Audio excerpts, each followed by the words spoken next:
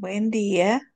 Este día vamos a hablar de neumonía adquirida en la comunidad en preparación para su examen de año social.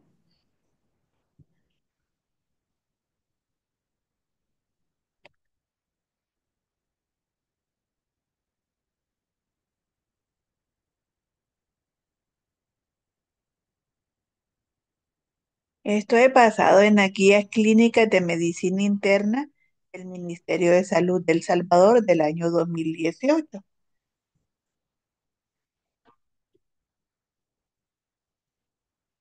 Ese es en el capítulo 3 de estas guías clínicas. Se llama neumonía adquirida en la comunidad en el área neumológico.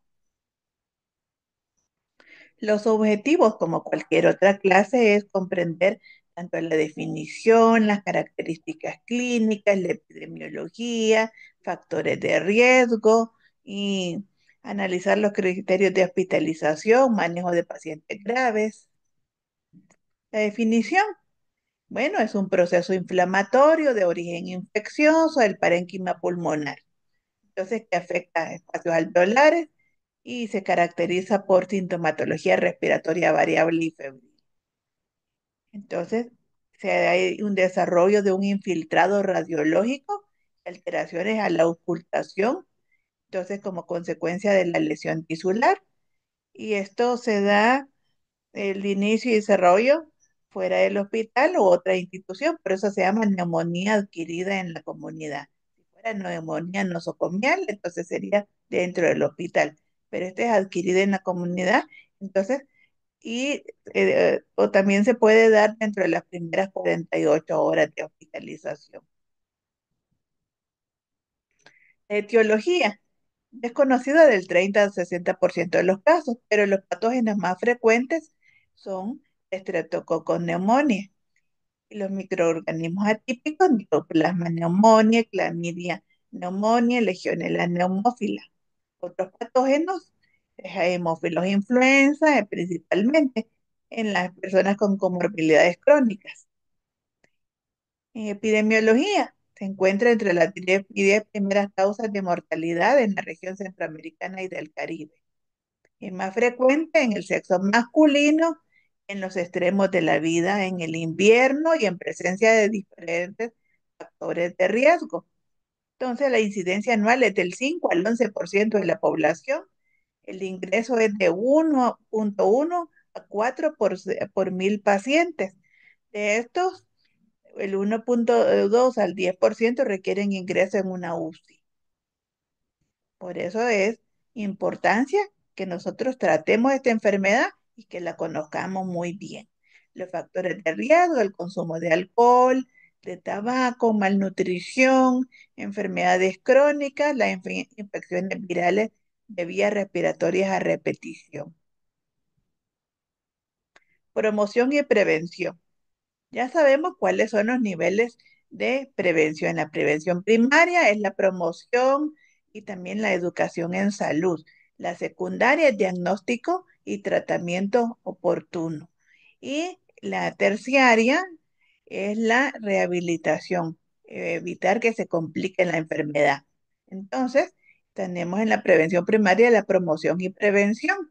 Aquí lavado de manos e higiene respiratoria, impulsar la vacunación contra el neumococo. Entonces, las poblaciones susceptibles, ¿cuáles son? Los que enfermos que tienen enfermedades crónicas, inmunodeprimidos, suprimir los factores de riesgo que favorecen su presentación de infecciones virales. Aquí tenemos la vacunación antiinfluenza, puede llegar a prevenir el 70-90% de los casos. Clasificación. Aquí existe una variedad de escalas que sirven en su mayoría para determinar el pronóstico. Vamos a ver algunas de ellas. Tenemos las escalas pronósticas más conocidas, el índice pronóstico de severidad, el PSI por sus siglas en inglés, el CURP 65 por sus siglas en inglés, confusión, urea, respiración, blood pressure, que es la presión arterial, edad mayor o igual a 65 años.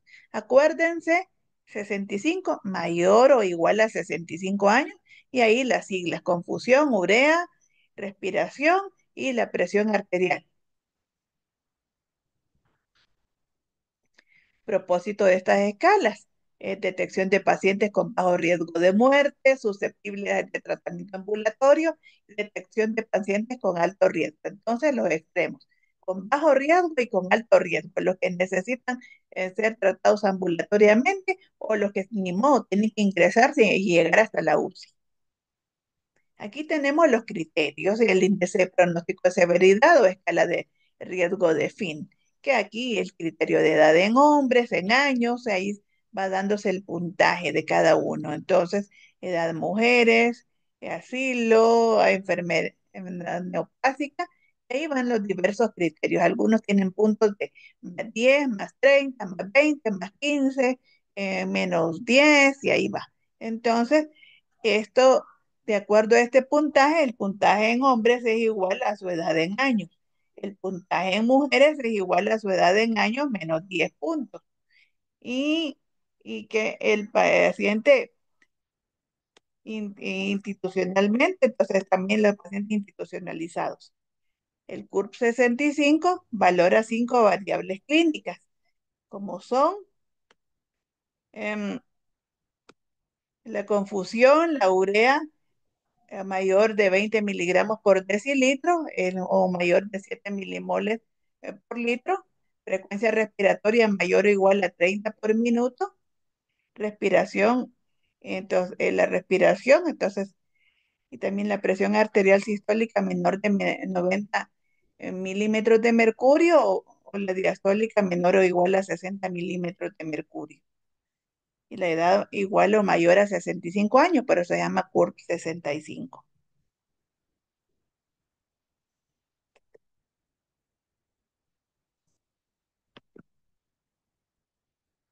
La interpretación del índice de pronóstico de severidad, PSI o escala riesgo-fin. Aquí tenemos la clase de riesgo. La clase 1, grupo con mínimo riesgo de complicaciones definido por, entonces ahí tenemos la puntuación porque pacientes menores de 50 años, ausencia de hallazgos, tales con el estado mental alterado, pulso mayor o igual a 125 latidos por minuto, etcétera, etcétera. Entonces la mortalidad es 0.1%. La clase 2, puntuación menor a 70, indicar tratamiento ambulatorio. Entonces la mortalidad es del 0.6%. La clase 3, la puntuación entre 71 y 90, indicar observación en hospital de 0.9 a 2.8 de la mortalidad. La clase 4 es puntuación, bueno, la puntuación entre 91 y 130, indicar tratamiento hospitalario. Entonces la mortalidad es del 8.2 al 9.3%. Y la clase 5, la puntuación es mayor de 130. Y aquí el tratamiento es hospitalario y la mortalidad es del 27 al 29.2%. Entonces la puntuación de cada paciente es la suma obtenida según la escala. Entonces aquí tenemos las puntuaciones del cero y ahí las puntuaciones y lo que indica la mortalidad según la puntuación y el lugar de tratamiento recomendado, que puede ser un ambulatorio, hospitalización o inclusive la UCI. Manifestaciones clínicas y examen físico. Entonces esto es la sintomatología inespecífica. Los signos y síntomas aquí están relacionados con las infecciones de vías respiratorias bajas y afectación del estado general. La fiebre es mayor de 38 grados centígrados, tos con o sin expectoración, dolor torácico, disnea o taquipnea. El leteo nasal, la crocianosis, uso de músculos accesorios y signos focales que sugieren consolidación pulmonar. Entonces, aquí vemos toda la sintomatología que se presenta. Entonces, y ahí tenemos que tener los cuidados. Entonces, los síntomas inespecíficos, la cefalea, la mialgia, la fatiga, anorexia. Y bueno, en los ancianos, aquí lo más común es la que hay ausencia de fiebre, pero hay aparición de confusión y empeoramiento de enfermedades subyacentes. La detección temprana, aquí es la sospecha clínica en pacientes más que todo cuando ya tienen síntomas respiratorios y también que cursan con empeoramiento progresivo y también aquellos casos que son de alto riesgo. Entonces, como tenemos los inmunodeprimidos. Apoyo diagnóstico por niveles de atención. El primer nivel es donde se da el paciente de que uno lo puede tratar ambulatoriamente. Entonces aquí hacemos historia, examen físico, exámenes de laboratorio, la oximetría de pulso. Si lo tenemos a la disponibilidad, nosotros siempre tenemos que andar nuestro propio oxímetro. Segundo nivel, entonces todo el anterior que estábamos hablando, más la glicemia, electrolitos, cédricos, los cuerpos nitrogenados, proteínas C reactivas y todos los demás exámenes. En el tercer nivel ya son técnicas invasivas. La broncoscopía, la punción pleural, la biopsia pleural, el TAC y bueno, todo lo que va. Y otras pruebas específicas. El tratamiento, esto depende cómo está la gravedad, la evolución del paciente. Entonces, así le podemos dar terapia con antibióticos. Entonces, se establece de manera empírica y depende principalmente de qué, de la gravedad, de la etiología probable y la prevalencia de resistencia antimicrobiana del área. Aquí también tiene que hacerle un antibiograma al paciente para ver si es resistente o sensible a determinados medicamentos, sobre todo cuando uno empieza a tratarlos y no vemos que no tiene mejoría, hay que hacerle el antibiograma y ver a qué es sensible y a qué es resistente. El tratamiento ambulatorio, bueno, cuando los pacientes sufren cuadros leves y no hay ningún problema de que uno ve que sí pueden respirar adecuadamente, entonces sin necesidad de oxígeno ni nada de más, entonces le podemos dar tratamiento ambulatorio. Pero si lo vemos complicado y vemos de que es una persona mayor o igual a 65 años y todo lo demás y que vemos que está complicado, entonces sí que presenta sintomatología que no la podemos manejar ambulatoriamente, entonces se va al hospital. Los pacientes se encuentran en situación estable, con comorbilidad crónica asociada, pero estable. Entonces, y todo controlado. Aquí en el tratamiento ambulatorio lo ideal es la levofloxacina o amoxicilina más ácido clavulánico. Ya el tratamiento hospitalario de la neumonía adquirida en la comunidad es ceftriaxona más claritromicina o si no amoxicilina, ácido clavulánico más claritromicina o la levofloxacina. Eso va a depender de a lo que es sensible el paciente a qué antibiótico y le puede pegar muy bien. Tratamiento de las neumonías adquiridas en la comunidad en la UCI, entonces aquí va la ceftriaxona, dosis más altas, más la levofloxacina o la claritromicina. Y si se sospecha de neumonía por aspiración de contenido gástrico, la amoxicilina, el ácido clavulánico o la clindamicina más ceftriaxona. Sospecha de neumonía por estafilococos, aurometicilino resistente, la vancomicina o linezolid. También, si tenemos la sospecha de neumonía por Pseudomonas aeruginosa, se debe indicar entonces este esquema. Por ejemplo, puede ser la piperacilina con tazobactam o imipenem con omeropenem más ciprofloxacina o levofloxacina. También puede ser la piperacilina, tazobactam o imipenem o meropenem más amicacina. Cualquiera de estos esquemas puede ser para la pseudomonas aeruginosa. Y aquí tenemos la dosis y vía de administración de los antibióticos de la neumonía, los fármacos, la vía de administración, la dosis. Apréndanse todo esto, porque todo es útil en la vida. Duración del tratamiento antibiótico, bueno, pacientes que no requieren ingresos de 7 a 10 días le vamos a dar antibióticos. Pacientes que requieren ingresos de 10 a 14 días. Pacientes con neumonía por neumofilia o hasta Staphylococcus aureus o Pseudomonas aeruginosa, no menos de 14 días. Pacientes con neumonía por anaerobios hasta 4 semanas. Entonces, los criterios de referencia hospital que cuente con UCI, tenemos criterios mayores y criterios menores. Las mayores, necesidad de ventilación mecánica, obvio, ¿verdad? Choque séptico. Criterios menores, Aquí tenemos los criterios menores, la presión arterial sistólica, que está menor de 60, de 90, la afección o la diastólica menor de 60 también. Entonces, ah, sistólica menor de 90 y la diastólica menor de 60. La afectación multilobar, el PIO2, FIO2, entonces es menor de 250 milímetros de mercurio, la frecuencia respiratoria mayor o igual a 30 por minuto, confusión o desorientación, nitrógeno ureico mayor o igual a 20 miligramos por decilitro, y ahí vamos. De acuerdo a estos exámenes, entonces vemos lo de los criterios mayores y criterios menores. Entonces la indicación de ingreso a UCI es un criterio mayor o tres criterios menores. Uno mayor que se necesite ventilación mecánica es para UCI. O tres menores, presión arterial. Ahí baja. También tenemos la desorientación, el ácido, perdón, el nitrógeno ureico, la trombocitopenia. Entonces, todo eso indica si tenemos tres criterios menores, va para UCI. Predictores independientes de muerte en los pacientes con neumonía: el sexo masculino, la diabetes, la enfermedad neurológica, la neoplasia, la hipotensión, la quimea, hipotermia, leucopenia, infiltrados multilobares y bacteriemia.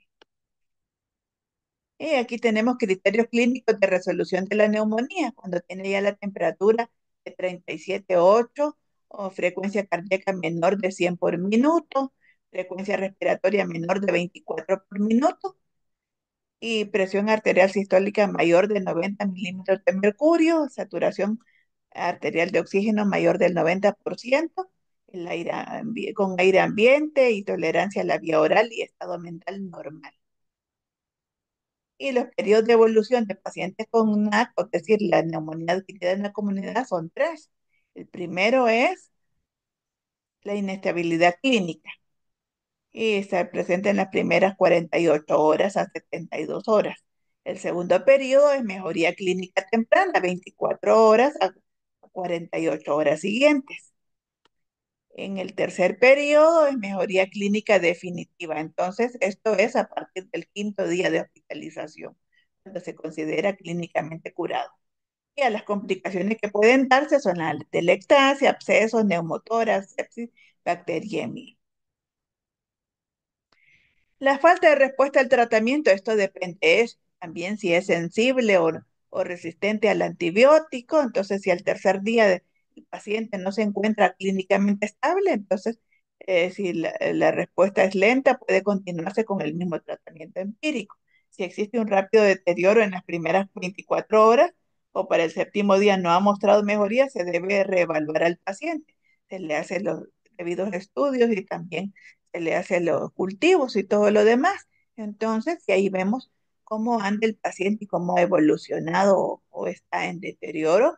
Entonces, se puede considerar el cambio de antibiótico o alguna combinación.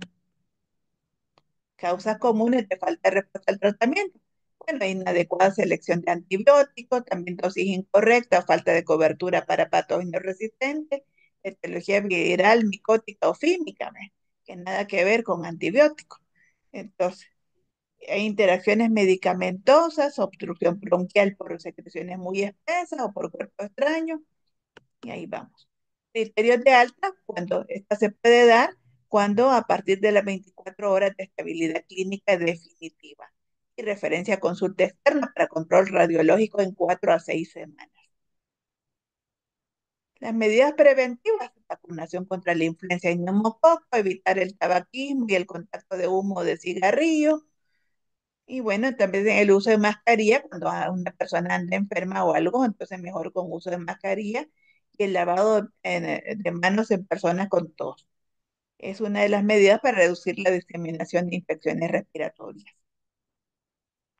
Y este flujograma también lo tienen que tener muy atento, de que cómo entra el paciente, ustedes le hacen el debido examen físico, mandan las pruebas del laboratorio y todo, si mejora o no mejora, entonces ustedes van siguiendo, si le dan, lo mandan a ambulatorio, lo mandan al hospital o inclusive hasta la UCI. Entonces, y de acuerdo a esto, cómo va evolucionando y cómo va su resolución clínica, si le pueden dar el alta y cómo le pueden dar el seguimiento también, si el alta muy temprana, entonces, o tardía, entonces ustedes le pueden dar seguimiento y hasta la resolución total de la enfermedad.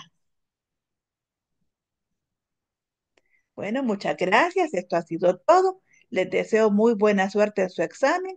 Que Dios los bendiga.